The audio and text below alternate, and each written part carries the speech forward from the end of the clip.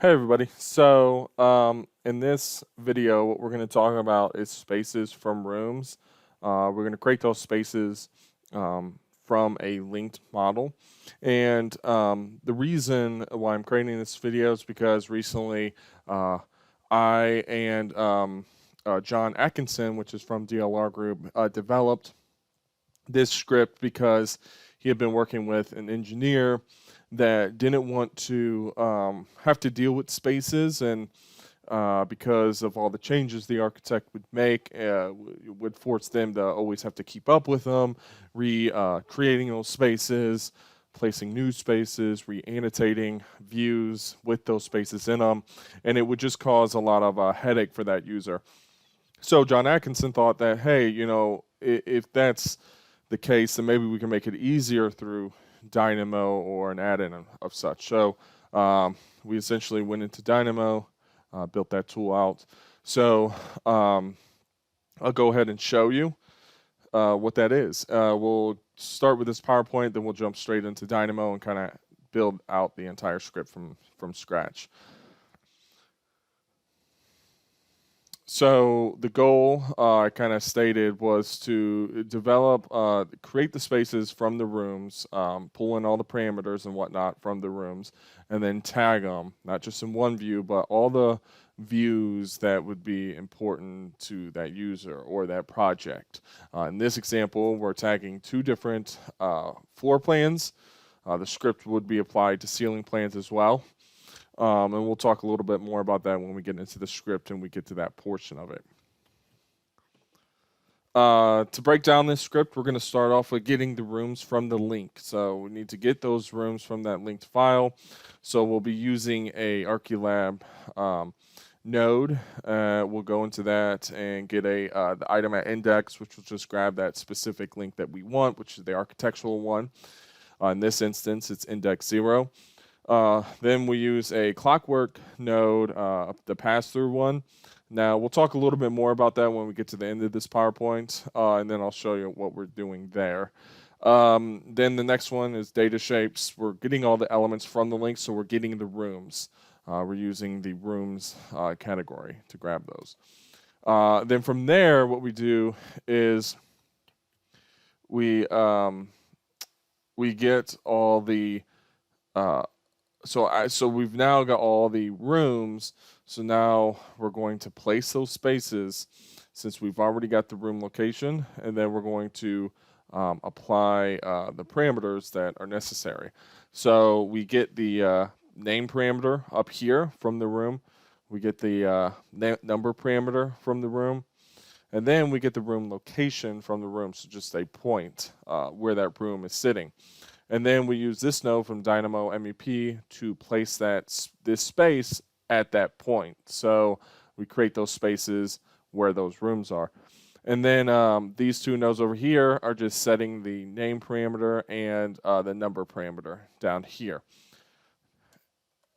Then what we do is before we move to annotating it, we first need to get the views. So here, what we do is use code bracket floor plan, ceiling plan. We get view because this is asking for a string value, so we can tie in these string values into it. Get the views, get by type, so we get all those types. This relay was put there on accident, so ignore that. We just do a quick list join, and then we come over here, get parameter value by name, which will give us a list of the names for that or from the model so that we can essentially filter through them. So here we do a string starts with, and then we filter by if it starts with any of these. We mess with levels a little bit so that we can actually, and lacing, so that we make sure that we're running the Boolean against multiple multiple views. So we don't just, we want to look at we want to look at the views independently and then run all the string values against it. So everything over here. So we say, this first view, this first element, so W underscore, is it in this list? If not, false, false of views. And then we go to the next element and say, is HV in this list of views? And then for this example, true, and then false for the other view. And it keeps going through until it finishes all the string values in there, outputs us a list of true and falses that we can use a filter by bool mask to filter out the non-true items from the true items, which gives us the end list here that we eventually tie into the annotation portion of this. You can see here our room, or when we created the spaces, we use the room location. We can use that room location here as well and actually place them from, or use those points to place the tag location. Then we use family types, and we find the space tag. We do a list flatten for the space rooms in there, or the spaces. You can see here what their names are. So one are space one, room one, and then down here, list flatten for the views that we get. We tie all that in. We do lacing on this as well. So we do a lacing method on there, along with some levels, some level configuration, because again, we wanted it to not essentially place one tag per room, but to place all the tags for every single room. If you don't configure the lacing in this manner, then what would happen is we would go through and create one tag per room, because it's essentially pairing up the list of elements and just running a tag for each point, and then separating that from each view that you may have. So you may get, depending on your views, you may get one tag per view, up to 4 views in this instance, because there's 4 spaces. Or you may get, only 2 tags for both rooms. So definitely make sure that the levels are created, excuse me, created correctly, and then make sure that you have cross lacing set up so that it applies it against every single room and then tags them appropriately, or tags every view appropriately. So here I mentioned the filtering, so that is part of it. We will be filtering, but if that doesn't apply to you, you can actually just dump this out and purely tie in the views that you get from the view types, and then just tie that in as the views that you want to apply this to.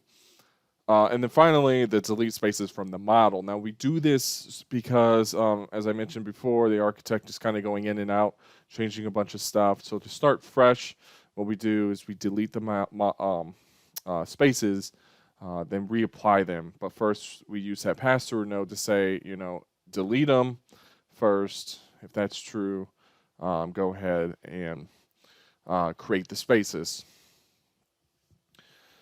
So let's go ahead and close this, and we'll just jump straight into Dynamo, and we'll start to knock this out. So starting off, what we need to get is those links, as I mentioned in the first slide. So we're going to use an ArchiLab node, so we can come over here and do select .get document.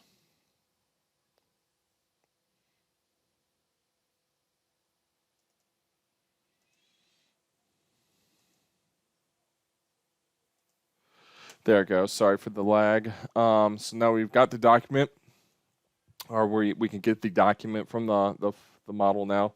So you can see here, this is set to automatic currently, so we can see the list. What we want is link doc. We can see those instances for each of these outputs down here. Link path, link instance, link name, and link doc list, which is what we need. And then you can see the index of all of those. For this one, we need index 0. So that's why we're doing a get item at index. So we're doing get item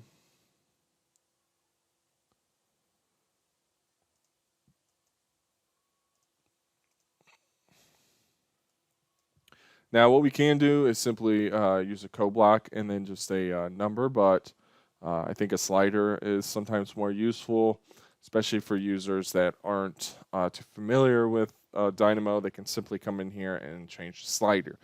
Maybe adding a good note to describe what's going on, such as like, hey, 0 would be the first link in there, and then kind of so on. But it mostly you would need to verify that by looking at this drop down list here to make sure that you're grabbing the correct instance. You can verify that by going to link name list and kind of seeing it there. So maybe you could put a watch node out to show that for the name list. So link and then watch node, and then describe, hey, go to this specific link, slide to the number to the specific link that you want to get your spaces out of or create your spaces from. In this instance, it's going to be 0, so we'll drop this down, and to make it easier for users, we could just set it to 4, or depending on what your general size is, or a typical size of how many links you have. We'll say step of 1, and now if they scroll, they only have these options. Now we can see that we only have that one element from link doc, the autodesk.revit.db document, index 0. Now let's quickly use this pass-through node, but before we do that, what I'm going to do is set this to manual so we don't have any hiccups or anything happening while we do this.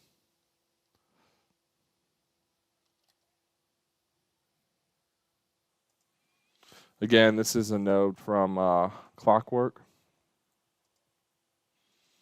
Now, we'll want to make sure to give it something to actually pass. So we'll come down here, search for element type. Now, typically, when I'm working in Revit or in Dynamo, I'll search for items instead of, especially now in the latest Dynamo, it's quite a bit easier in comparison to the older versions of Dynamo, where searching is quite a bit more difficult. It just has a lot more lag to it. Now that's not the case. And now currently it is. Since I'm recording, for some reason it just lags up quite a bit. Okay, I deleted that other node. That's not what we needed. What we need is all elements of type.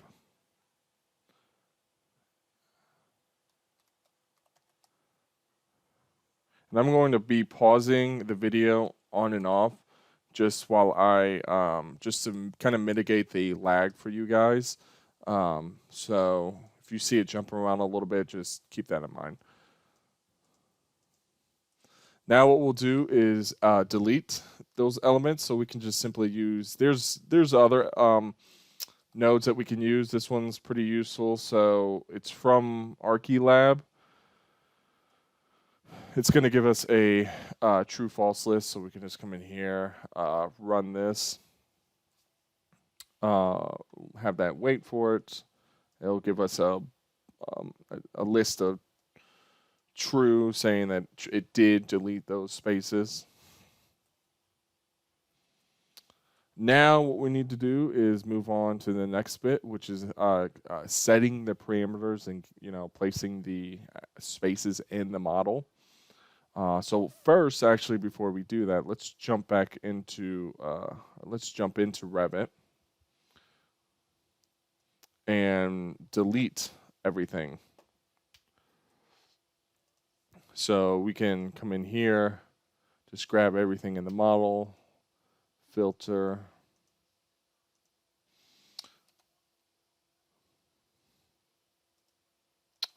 Oops, I think I left the links on. Yep. All right, so filter, delete the spaces. We'll jump into a room schedule or a space schedule real quick. Come over here, we'll do a new schedule. Jump down to spaces.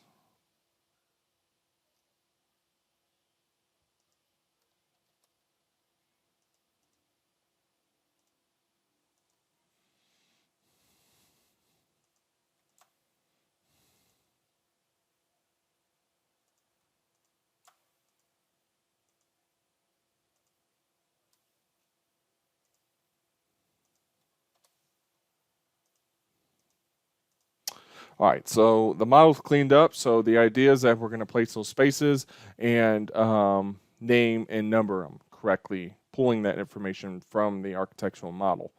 Currently, no spaces have been placed. We could see the spaces in the architectural model, and that's it. So now we'll jump back into Dynamo.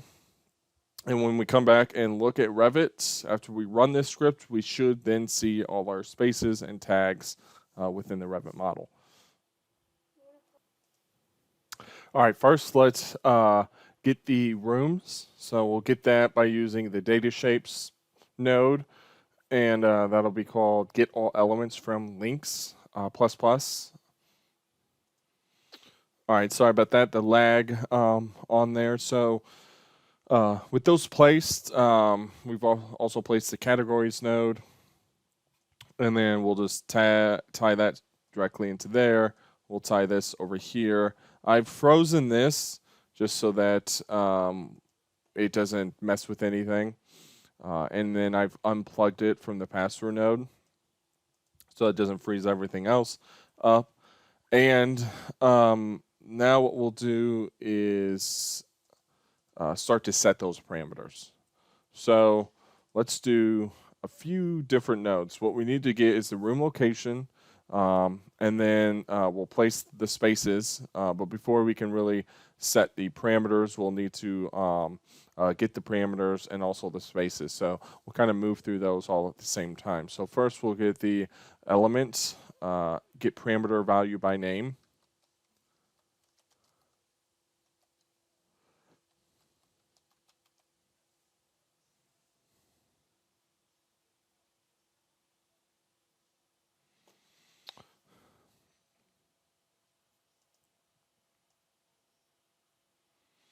Okay, now what we're going to do is copy this down. We're going to search for the room location node, which will give us the location for those rooms.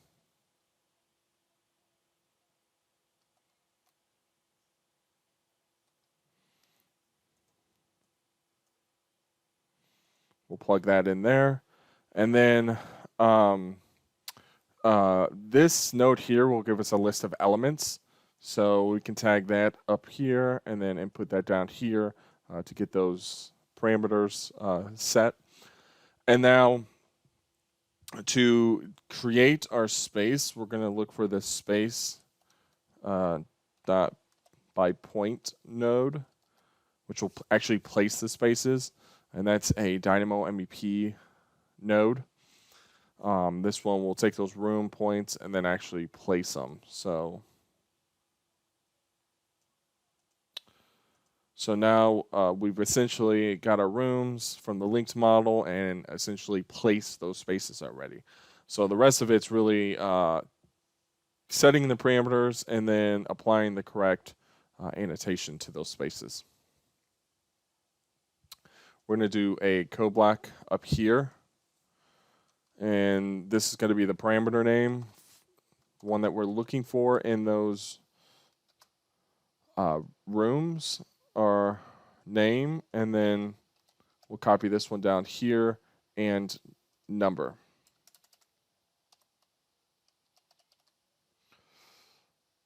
We'll input that there.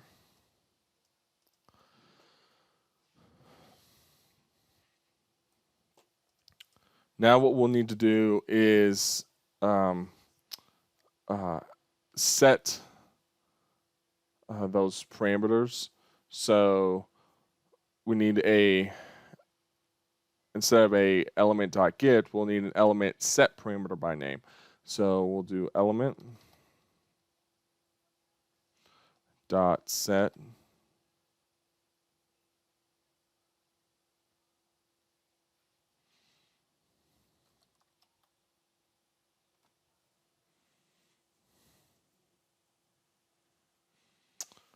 right here. So the value, which is what this node is going to get out for us out of the rooms, that needs to be placed here. Now we need to copy this down because we need to place them for both. So we'll pull this down here. We'll have that set right there. And this node here will place the spaces, but it also, when it places those spaces, give us a list of elements. So those list of elements, which are spaces, can be plugged in here as the elements that we're going to set the parameter to. And then from here, we'll plug in the name to the parameter name, and then here, the number to the parameter name for this.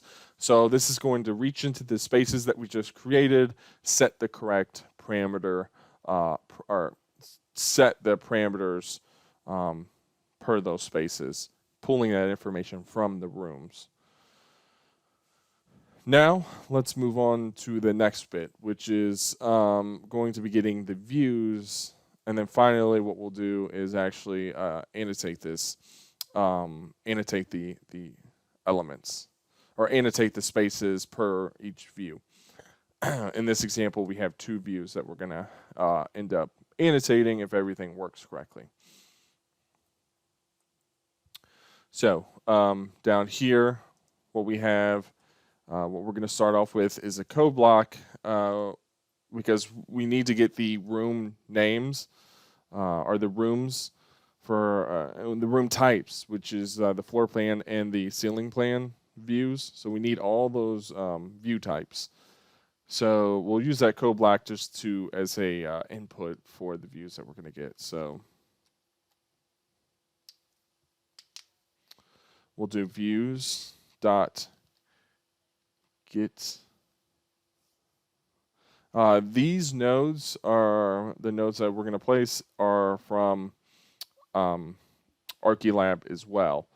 So we do views get by type. And a cool tip is you can actually click the help button and it'll tell you. So that's a nice improvement to the latest Dynamo. Also, there's an extension that you can access if you go up to the view, and then you can show graph package dependencies.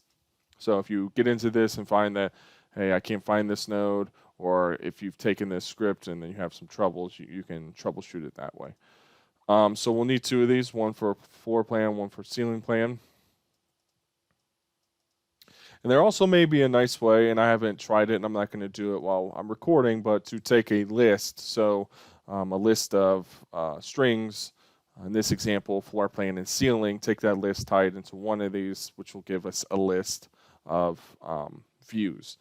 I'm not going to do that right now because I just don't want it to break on me. So we're going to stick to what I know, and we'll do the separate string values in the separate nodes.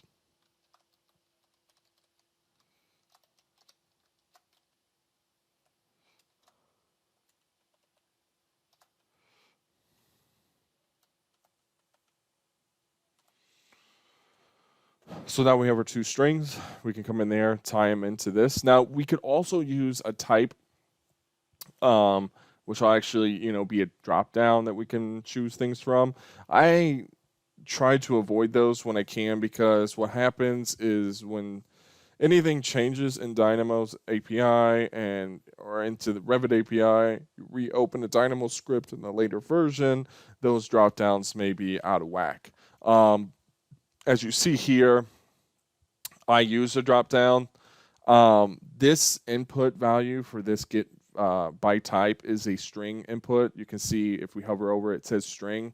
This one is a little bit different. This categories is a different type, so it's a different data type. If I can, at some point, getting into Python, see how that's done, but try to keep that in mind. Where you can use string values, where you can't, use the drop downs. But there's always an option to code it out. You just have to know where to look, which is something I'm going to try to do for those. But as a tip, just try to avoid them.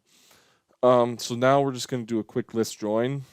And as I mentioned before, if we could tie a list of strings into the views.getByType, we could avoid maybe having to do this. But again, in this instance, I'm going to avoid that just because I don't want nothing to go wrong. So we'll come down here, click the little plus symbol, tag these two lists, which essentially was going to give us a list of we're going to have a list of floor plans and a list of ceiling plans. Now what we're going to do is another get parameter value by name, which we can come up here and grab this one, set this one down here. And all this is going to do is give us a list of the view names so that we can do some filtering to them. Now, this is avoidable if this isn't something you want to do. If you simply want to apply this annotation to every single view, that's fine. This only has to do with the annotation portion of it. So, you can totally skip filtering if that works for you. And simply tie in this join list into the annotation node that we'll get to at the end of this. So here, what we're going to look at is the parameters, the parameter name. So we'll need that parameter name, which is called view name.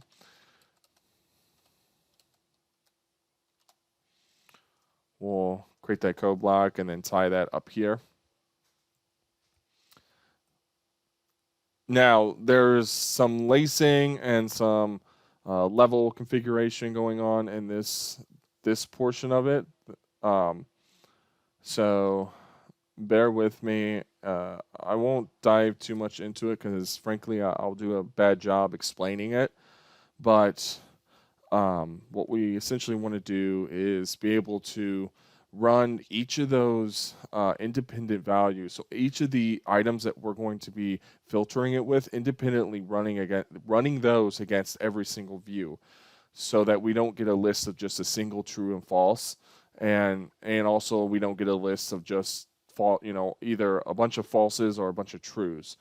We want each string value to be ran against every single view so that we know for sure that view doesn't exist, or that view exists, or doesn't exist in that list of views.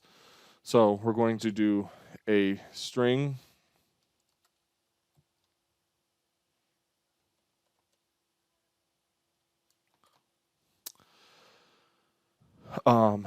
string starts with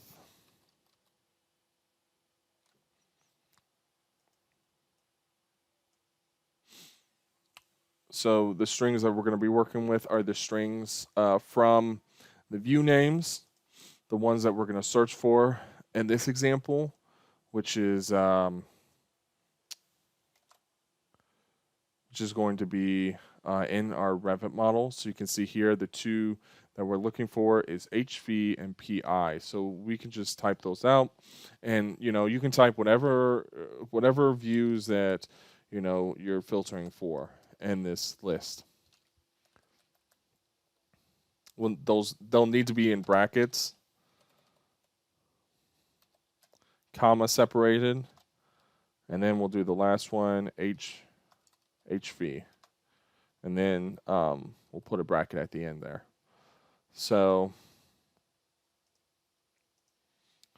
now we have a list of PI and HV, which should filter through. Now in this example, we only have 2 views, but it should go through and get us. It should have those 2 views as true.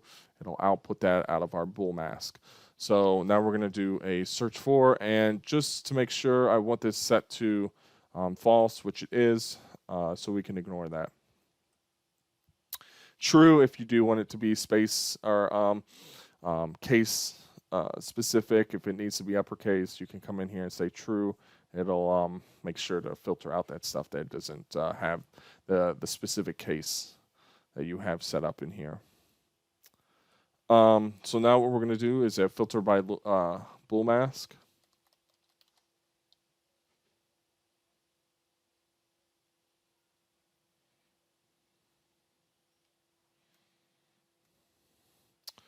In this node, we'll take that input of true false against the list over here, this list join, which will it'll give us an output of actual elements that we can work with, whereas this list will only give us a list of trues and false. It's not until it runs through this spool mask that it gives us something that we can work with. So in this list here, it'll have trues and falses. Falses for the views that don't actually apply, and then true for the ones that do. And here in this input, this is all the items that have been identified as true, which in this instance are the elements that we need to use to create our annotations on. Now, and the output list is the ones that are false, the ones that we're going to ignore in this instance. So this is a really powerful node that you'll probably use quite a bit. Now, now we need to come in here and set the levels. So we're going to turn on levels. We're going to leave it as 2 for that one. This is essentially should have a list of each view type. So within a list, there should be 2 more lists. One list for the floor plan types and one list for the ceiling plan types. We're drilling into the second level, which should be the sub list underneath the overall list, if that makes any sense. And then we're going to set this to level 1. You can see here, this is one list. And within that list is these 2 elements. Level 1 just says, hey, this overall list run against the individual list in there. And it kind of runs per element in that model, or against each of those views. So it runs each of these strings against each view, and it creates its own list every time it runs through it. So we should have 2 lists, and if we had another string added to this, it would have created a third list of trues and falses. Now we'll need cross-lacing applied to this, so we'll right-click it. Right now it's set to auto, but we'll come down here and set it to cross-product. You'll see those triple X's, and now we'll also have to do the same for the list filter by bool mask. And we're doing it in there so that we can match up the list. So, because this creates a bunch of sub-lists, and we want the list to match up with the list over there. So we'll use levels, set that to level 2, and then our list join should filter out correctly. Now, we can jump up here and finish out this script. So we're going to create or use the create annotation tag, which is from the Archilab package.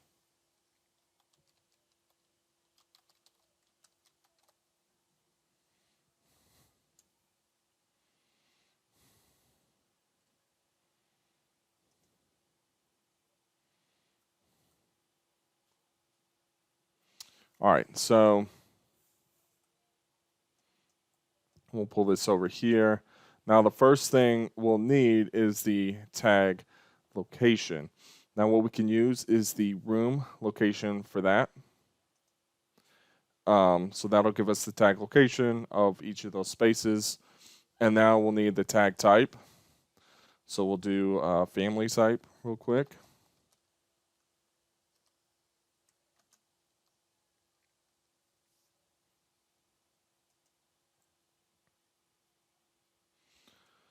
Now this would be your space tag. So if so whatever your space tag is, use that one, and then plug that into the tag type. And then we'll do elements, or we'll need the elements. So we're going to need the spaces, which are going to be right here. And first, we'll do a list flatten.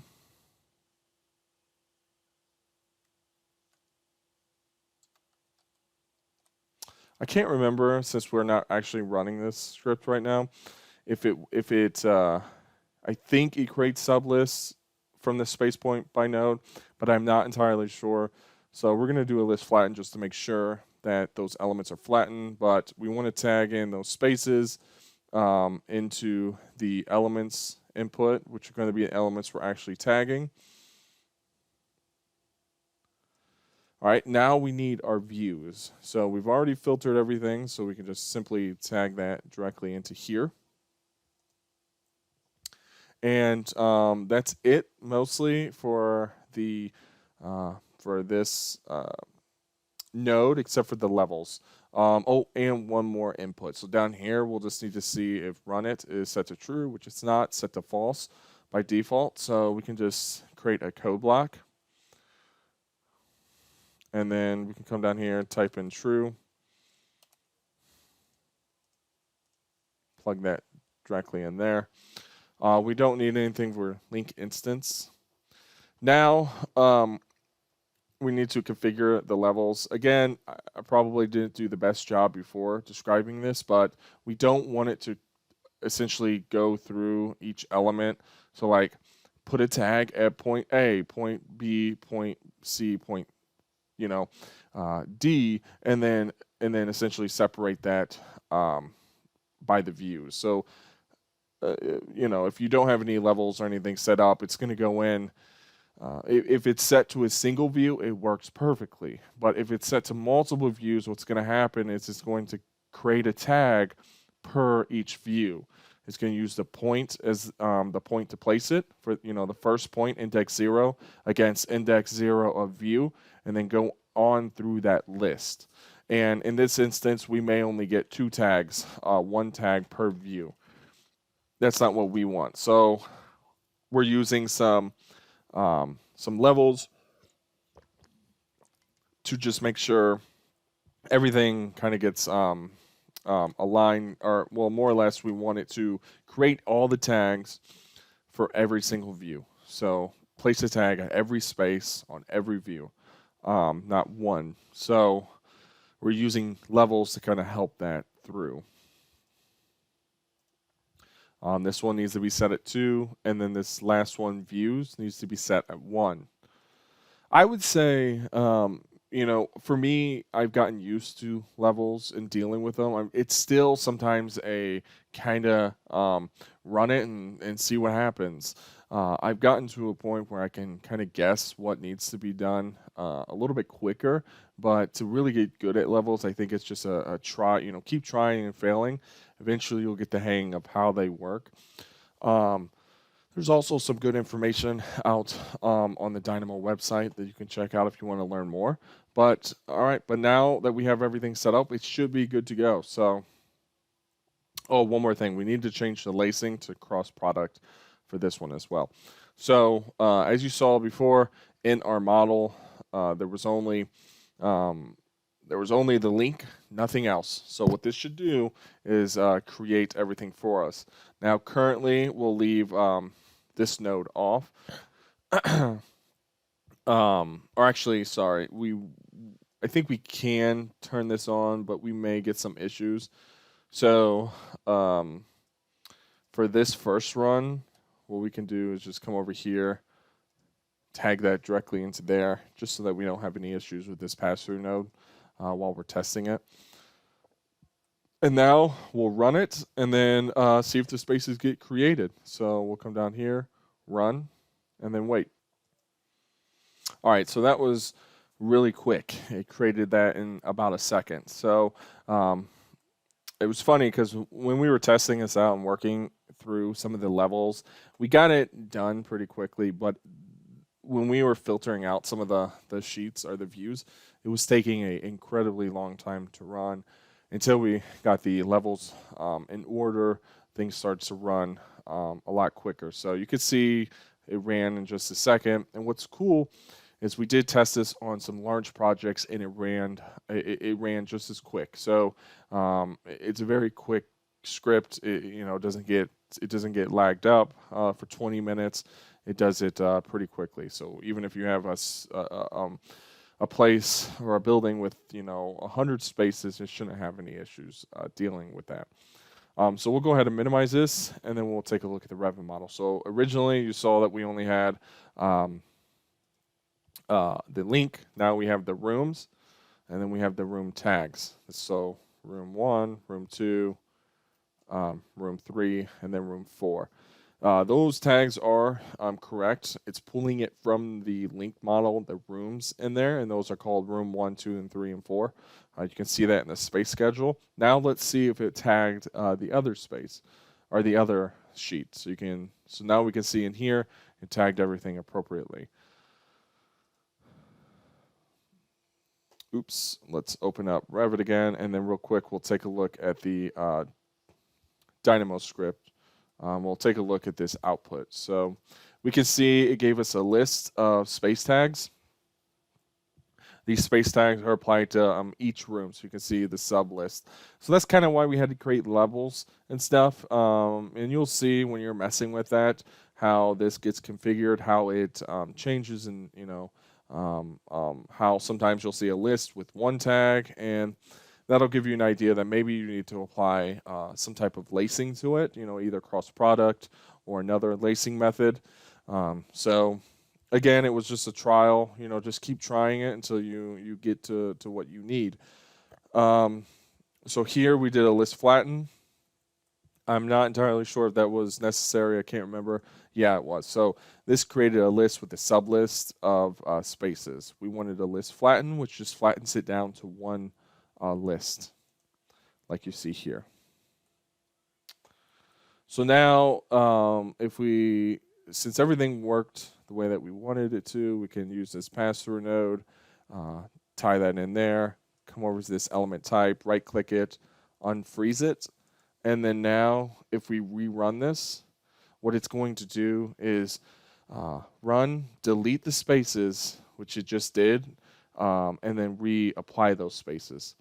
So if we drop this down, we can see that it read true, that it deleted those spaces. And then if we pan over here, we can see the new spaces that were created, and then the parameters that were pulled over up here. So the room parameters, and then 1, 2, 3, 4 for these parameters. So everything does what it's supposed to, which is great. So give this a try. Let me know if you have any questions or you're getting stuck anywhere. I'll share this script. I'll go ahead and save it as it is right now. I'll use the one that already has some groups and stuff applied to it and list what each node, what package it comes from. So it's a little bit easier. I'll save that. You'll find the link below to the OneDrive. If you don't know where that is, just reach out and I'll point you to it. But you can take the script from there and then use it however way you want. Or you can just go through this step-by-step guide and kind of build it yourself. But if you have any troubles, reach out to me, let me know. I'm happy for any questions. But thanks a lot for watching, and I'll see you in the next one.